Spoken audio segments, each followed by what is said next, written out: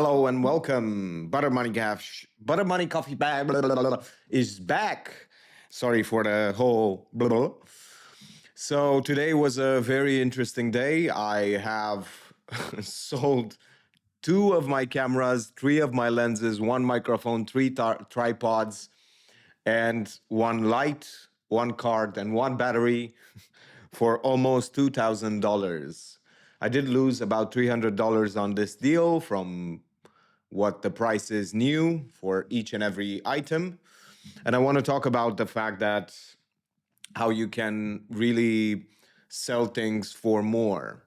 So first of all, you need to buy them whenever to actually take advantage of deals and buy them cheaper and or resealed. Like if someone returned it, you buy the return. And that's one advice. Second advice is to always keep track of what the prices are for new things. And then whenever you sell them, try to bundle stuff up. So whenever someone negotiates, you start to tell them, okay, I'm going to sell that at that price, but we have to get rid of this bundle deal. So for instance, the tripods or the lights or the whatever it is, everything that you have, it can be a mouse, something that is related to that item. So whenever someone negotiates, and you can also, because there are so many things, like there were two tripods, three lenses, everything else, people don't really know and will not do the due diligence to really notice what's the price for everything. And when they see it as a bundle, they think that there is more value over there. And also because you are selling it as a bundle, you might sell them usually to people who are beginners, which means they don't really know the prices of everything. Of course, they're going to do a bit of due diligence, but usually they do only on the higher end prices or products. So it's a very good thing to bundle them up so you attract the kind of customer who is at the beginning and really wants everything, so they don't have to go and buy from every place and put them together. They just buy a set of everything that they need. And you can really, even if you don't have a bundle, you can just buy cheap things and bundle them up. You can buy a $20 like bag, camera bag, or laptop bag, a cheap mouse that's like $10 or $20, a wireless one. And people are really, they really get this feeling that they get more. And if the more you can add, and plus, if you have a lot of junk around the house that is connected to that product, because probably you do, and especially if you're selling your camera or something like that, you're going to have a lot of accessories that are cheap accessories that you've accumulated throughout the years, and you get rid of those small items, but you get them almost at the price that you bought them, because with the bundle you can calculate each and every item what you paid, and then you can see exactly how much you are selling. I sold my whoa that is exactly how I sold my iPad, because I bundled it up with a mouse, the Apple Pen, and the iPad, and I lost just about $50 on that deal because I bought everything resealed, so I got a big discount. And I waited for like 2 months or 1 month to really look for a resealed option that is very cheap. So it was actually $200 cheaper than new, and it still had like 2 year warranty and everything else. And but the people you sell this to, they don't know, and there is literally usually no difference because it's not refurbished. It's just a return product. I'm just gonna change the angle right like this. So it's a return product. Someone tested it for a few days and then sent it back. And most retailers give the same warranty as if it's new. because it's just resealed and they want to just get rid of it as fast as possible so that they don't lose on the manufacturer's warranty. So that's one thing. And when you bundle them, you can also buy things. You can buy cheap things in order to really find and make a bundle, a deal. And you might be surprised at what you can really find for free. Like, for instance, right now, I would, if I would have I'm gonna sell this camera.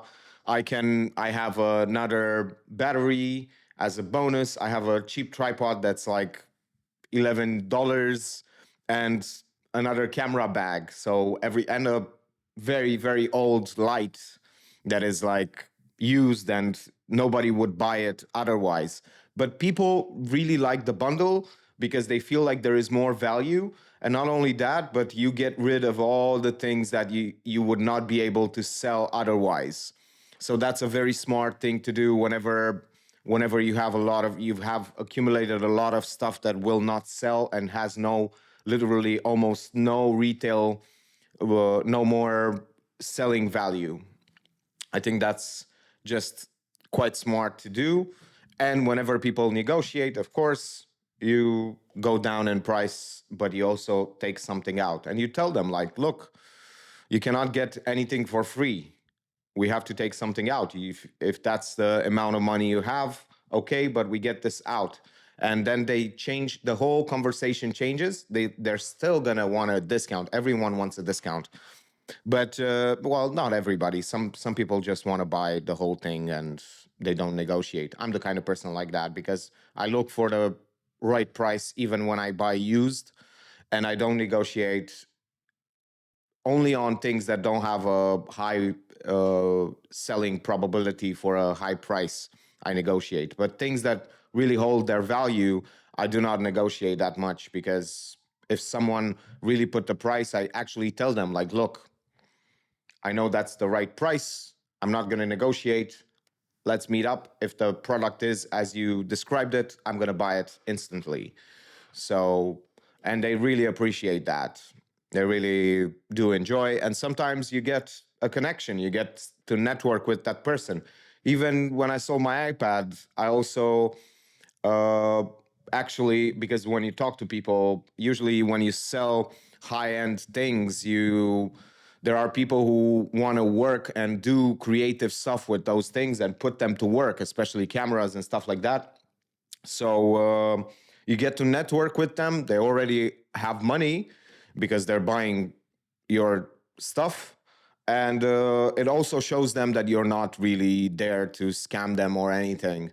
So you can ask them about what they do, what they're going to do. You might never know what client you're going to get or what deal or whatever things that you can really do, especially with like things that are very specific to a industry. If you're selling like cameras, high-end cameras or high-end microphones or I don't know, iPads or whatever it is, like a 3D printer or anything like that, you're going to find people who are motivated to create stuff. And those are the best clients ever.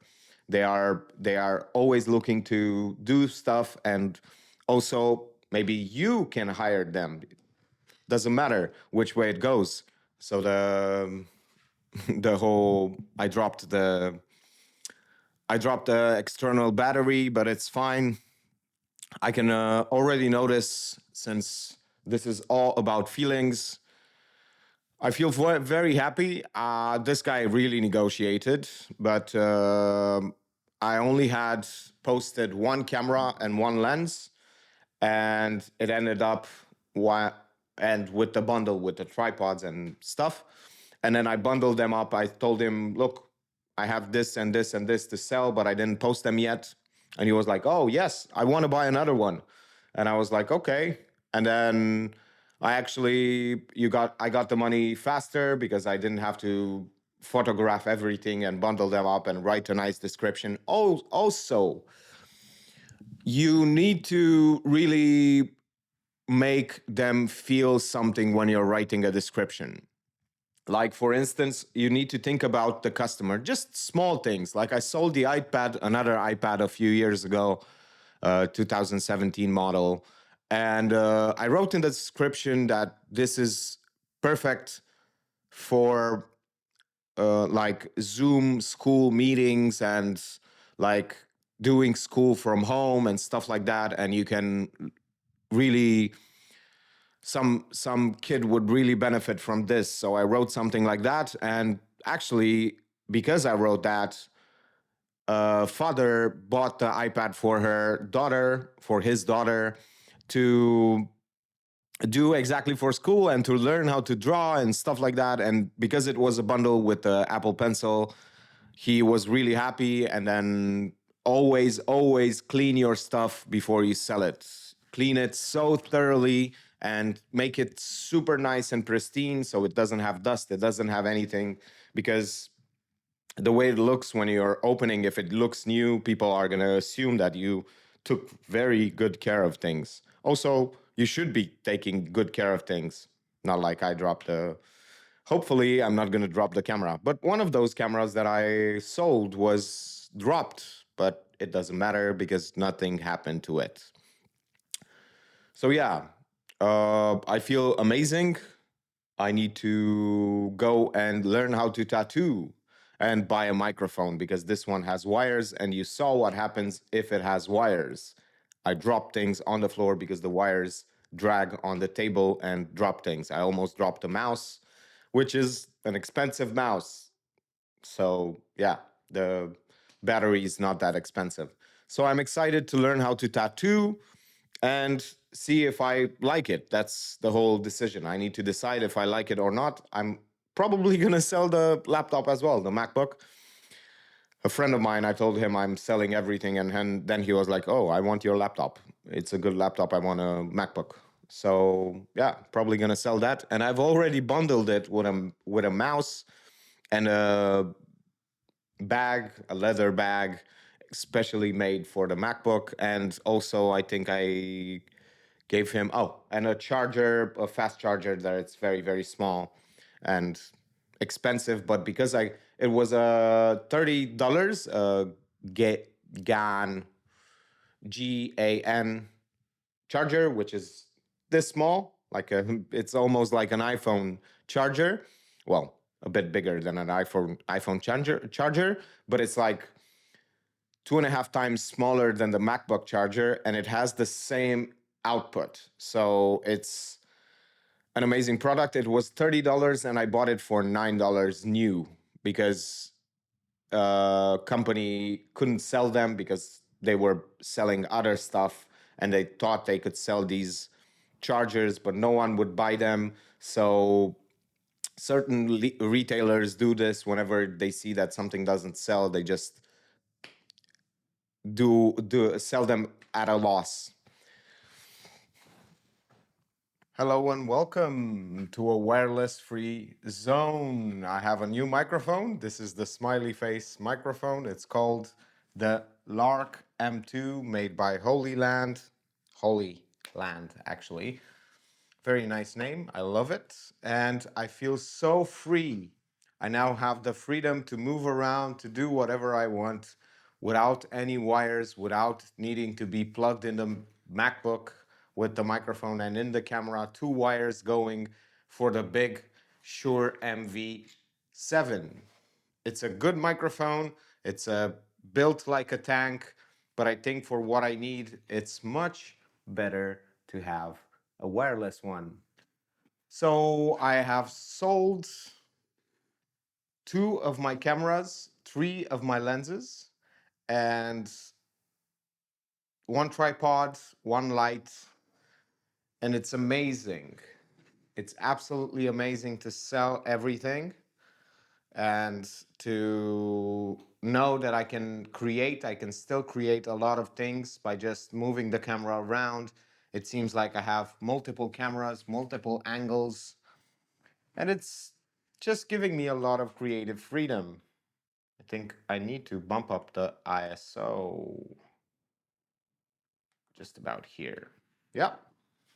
and it's absolutely wonderful. Let's zoom in a bit. Okay, this is with the kit lens of the ZV-10. I sold all the best lenses because I really want to have a down payment for a studio apartment. But for that, I need to do the hard part, which is get employed for 3 to 6 months. So that's going to be the hard part. The exciting part is the fact that this tripod is a bit crooked. Okay. And the exciting part is that I learned a bit how to tattoo. I actually made a 2 hour video of how I learned how to tattoo and my progress in the first day, in the first session. And I'm probably gonna need to buy a beautiful tattoo machine.